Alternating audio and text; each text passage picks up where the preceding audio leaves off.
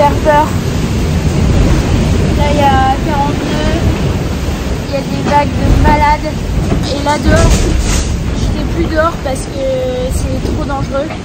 J'ai vraiment hâte que ça se termine.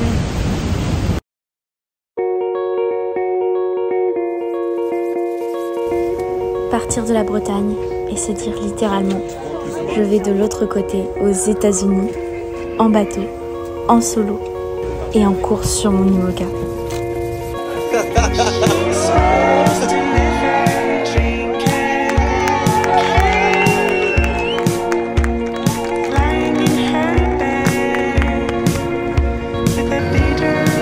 On voit que les bateaux, les concurrents se battent pour être à droite de cette ligne.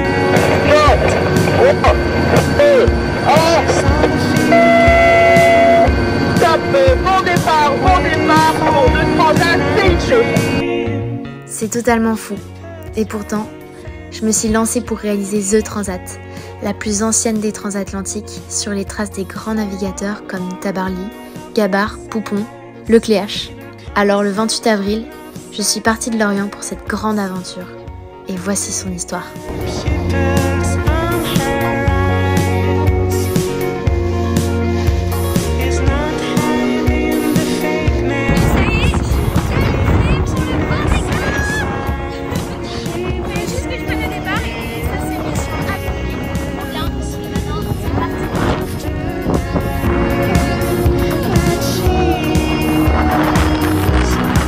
Ça fait trop bizarre, genre j'ai du mal à réaliser que je me dirige maintenant vers les États-Unis et qu'on en a pour 13 jours de course, c'est assez fou. J'ai pris un bon départ, simple, pas le meilleur, mais c'était pas l'objectif. L'idée c'était d'être safe, d'être bien sur la ligne. Je dois être genre 13 ou 14, un truc comme ça. Je suis à côté de mes deux concurrents, donc il y a Pépin qui est juste au-dessus de moi et il y a Louis Duc qui est juste derrière. C'est plutôt bien parce que ça veut dire que je suis dans le match. C'est parti. Au début, j'avais du mal à réaliser parce que je savais que cette course qui m'attendait était très difficile. Vous allez me dire pourquoi plus difficile que les autres? Eh bien, voici la trace de toutes les traversées d'Atlantique que j'ai réalisées. Pour aller aux États-Unis, la route la plus rapide, c'est une route nord. Et la particularité de cette course, c'est que au lieu d'aller contourner l'anticyclone des Açores et d'aller profiter des vents de Portant, les vents chauds des Alizés, eh bien sur cette course, on navigue à l'encontre des phénomènes. C'est-à-dire qu'on va forcément avoir des vents violents, des vents froids et des vents très changeants. Faut que je vous montre dehors, c'est trop beau. C'est plutôt pas mal, hein. Je suis 8e.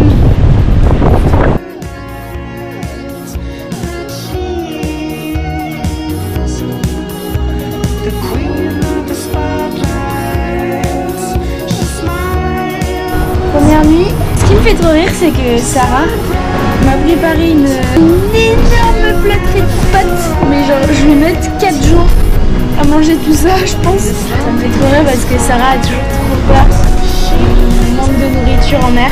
Et du coup, elle a tendance à faire beaucoup. Mais c'est trop mignon, je trouve. Et dès le début, en se dirigeant vers l'Irlande, on a été accueillis par un front, c'est-à-dire un passage de vent assez fort à partir de 4 h du matin. Wow.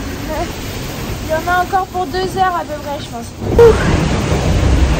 Cette première nuit a été vraiment costaud. Donc on s'est pris un premier front à 30 nœuds. Bon, ça se voit sur ma peau, hein. Je suis cuite. Pendant ce front, je dois faire pas mal de changements de voile. Je dois mettre un premier riz, donc J2 à J3. Et après, il faut encore que je remette le deuxième riz. Bon, je me suis dit qu'il fallait que je fasse un petit schéma de mes manœuvres. Alors du coup, je mets d'abord le premier riz, puis le deuxième riz. Ensuite, je change de J2 à J3, donc c'est une voile plus petite. Et enfin, je peux mettre le troisième riz. Et le plus dur quand on met les riz, c'est d'aller sur le pont.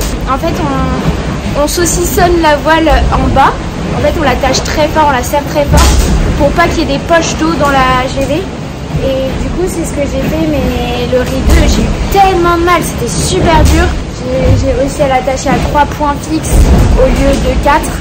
Et il y a une poche d'eau qui a commencé à se former à l'arrière de la voile et ça m'a fait un peu peur là. Dans les 40 nœuds, je voyais ma GV qui faisait une énorme poche, genre la taille d'une baignoire à peu près. Mais heureusement, j'ai réussi à la vider en enlevant un système. Donc c'est plutôt pas mal parce que j'ai fait le tour de la GV. Ça va, je m'attendais à pire. Il faut encore que je re-range parce que du coup ce matin j'ai fait tout dans l'autre sens quoi. Comme le vent a baissé, voilà. Et là, il faut que j'aille ranger tout mon bazar. Et après, je pourrai me reposer. La journée prochaine, ça va être pareil, voire pire. Enfin, ça va être pire même. Je crois que dans ma vie, j'ai eu des passages à 60 nœuds pendant 10 minutes, des trucs comme ça, mais je suis jamais partie pour taper 12 heures de 40 nœuds. C'est un peu stressant. Honnêtement, je sais pas trop à quoi m'attendre. Je stresse un peu aussi des manœuvres. Il va falloir que je sois vraiment efficace, que j'ai bien les yeux ouverts et que je me prépare bien pour ce qui arrive. Ça va être chaud. C'est la dernière fois qu'on va faire aussi bon.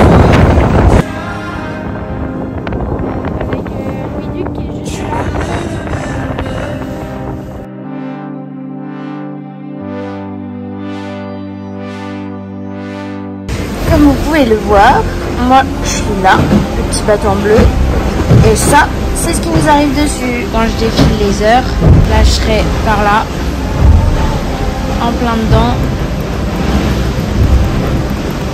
Là, faut être prêt à ce que ça tape fort pendant bien 10 heures. Et hop, j'en ressors, ici. J'en ressortirai demain à midi. Pour être archi safe, j'ai déjà mis 2 RIGV. Je pense que je vais aller mettre le petit RI 3 là. Comme ça, je serai vraiment bien. Ça y est, le vent est monté. Là, il y a au moins 30 nœuds et des fois, il y a des grosses rafales où pendant 5 minutes, ça reste à 40 nœuds. Et là, je viens tout juste de me prendre un grain. J'ai eu rafale jusqu'à 48. Donc c'est très très fort. J'ai jamais vu ça, franchement c'est impressionnant à voir. Et en fait c'est pas régulier, c'est que des passages de grains. Du coup faut quand même être dessus un petit peu pour pas se faire surprendre.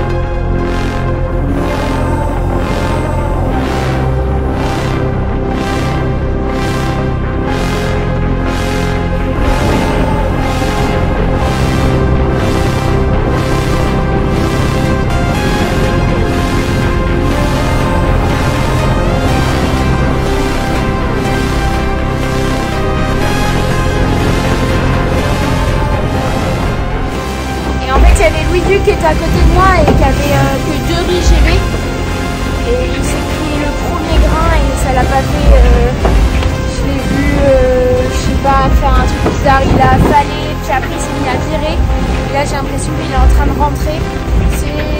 Ça fait toujours chier de voir des copains abandonnés, je sais pas s'il abandonne hein, mais en tout cas il faisait pas une route normale.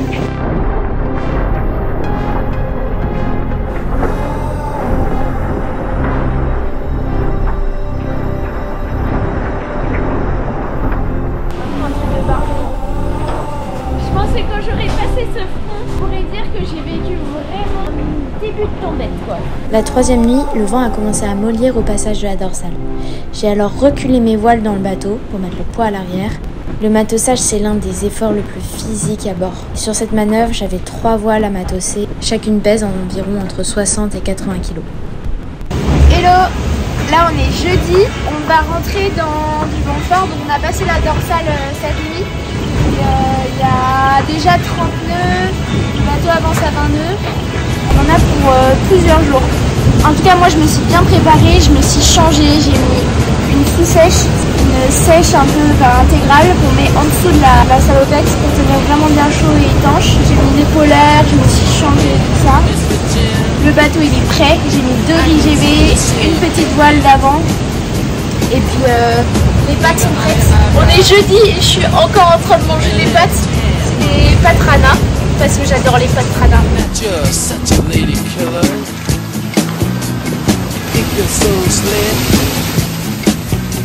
Là, il y a 42. Oh, la houle, mais c'est un truc de malade. Comment elle est énorme. J'ai jamais vu ça. Ça fait hyper peur. Là, il y a 42. Il y a des vagues de malades. Tout à l'heure, j'ai fait un vol plané d'ici. Là, j'étais dans la descente et je suis tombée jusque là parce que il y a une vague qui a embarqué le bateau et du coup il s'est retrouvé sur le côté. Et, je sais pas comment j'ai fait pour pas me faire mal. Je viens d'apprendre que Benjamin il a sa quille qui se balade et qui a défoncé toute la cathédrale du bateau. Et que là il a réussi à la stabiliser mais pour lui la course se termine. Et là dehors, je vais plus dehors parce que c'est trop dangereux. Et 6 mètres de houle. Il y a des fois où dans la houle, le bateau il est en descente comme ça et il va pleine balle en descente. Et à chaque fois tu te dis mais comment ça va arriver au bout? J'ai peur. Franchement, je suis vraiment pas à l'aise. J'ai vraiment hâte que ça se termine. Là le vent il est en train de baisser. C'est un peu mieux. Les vagues aussi elles se réduisent. C'est cool. Youhou!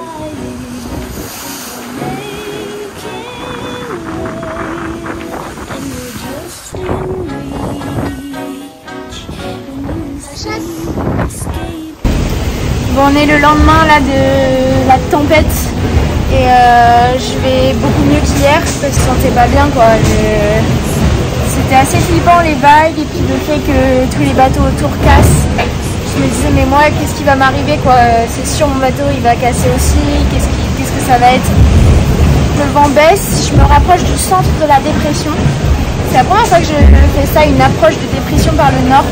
Et du coup il va falloir bien gérer une petite aile de mouette pour pouvoir repartir sur l'autre bord. C'est parti jusqu'à dimanche comme ça avec un peu d'air. Et après il y aura de la grosse pétole. Et vous savez quoi? J'ai très hâte de la grosse pétole. Il faut que je vous partage les vidéos que j'ai écoutées et regardées hier quand ça allait pas et quand j'étais en pleine peur là. Vert.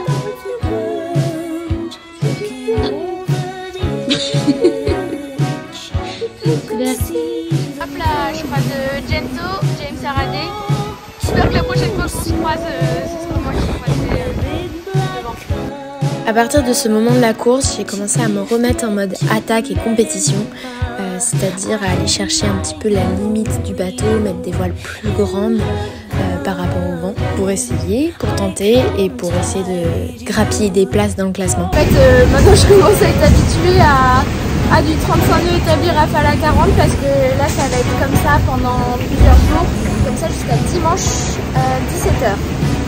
Là je me fais mon petit repas, des pâtes au saumon, puis pour m'occuper je lis un petit peu, j'écoute de la musique, je dors aussi, j'essaye de vraiment bien me reposer. Déjà je suis plus à l'aise dans le vent fort qu'il y a 2 jours, j'ai plus les peurs et tout, la mer est plus calme aussi. C'est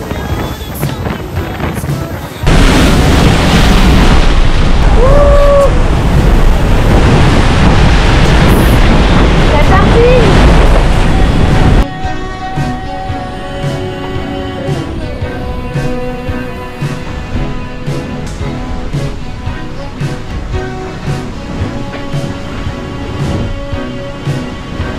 En se rapprochant des États-Unis, la météo devient assez particulière parce que les phénomènes s'accélèrent. C'est-à-dire que en une journée, je pouvais avoir un passage avec très peu de vent et puis un passage avec du vent fort. Et du coup, il y avait beaucoup de manœuvres à faire. Là, je suis en train d'installer le code 0. C'est une des voiles les plus grandes du bateau. Et une grosse manœuvre comme ça peut me prendre environ 30 minutes.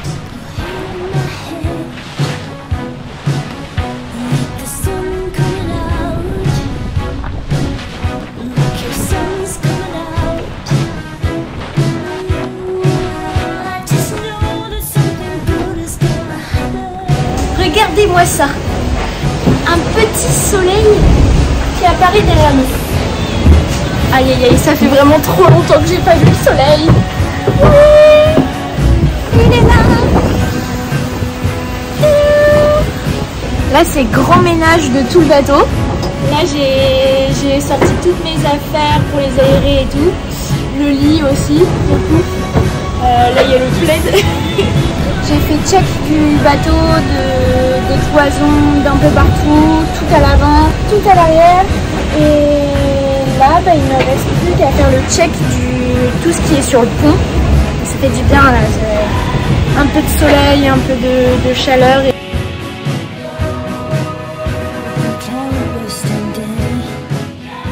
Cette nuit-là, je me suis fait bien avoir. J'ai découvert l'importance du Gulf Stream. C'est un courant très puissant qui se trouve au large et on en avait parlé dans les cours météorologiques, mais franchement je pensais pas que c'était aussi important.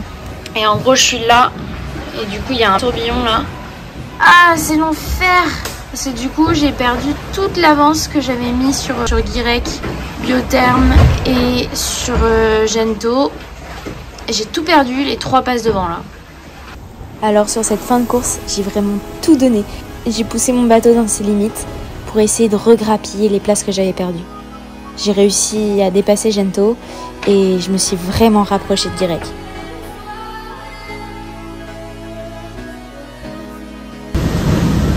Et voilà, là il y a Guirec, moi je suis là, 13 minutes derrière, purée, j'y étais presque, j'ai presque réussi à la voir, ça sera pour une prochaine. Bon je vais me faire ma propre arrivée parce qu'on est tout seul.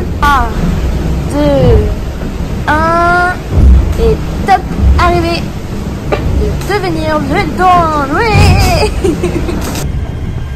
Wow, c'est beau. Et voilà, ça y est, j'ai fini mes 10 heures, 12 heures de convoyage pour arriver à Newport. Je vais vous montrer un peu à quoi ça ressemble. Je suis trop contente. Vous vous rendez compte, arriver sur le continent américain en bateau et en solo. Et voilà, derrière moi on voit le continent américain. Oh, c'est trop bien.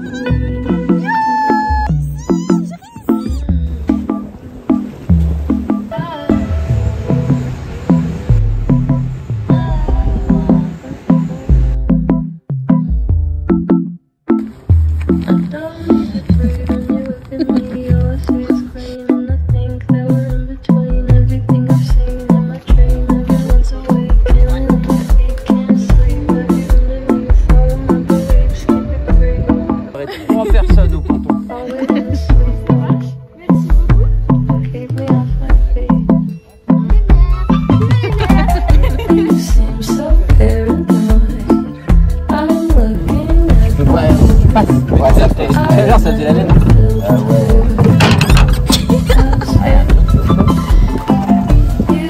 Madame de Concarneau.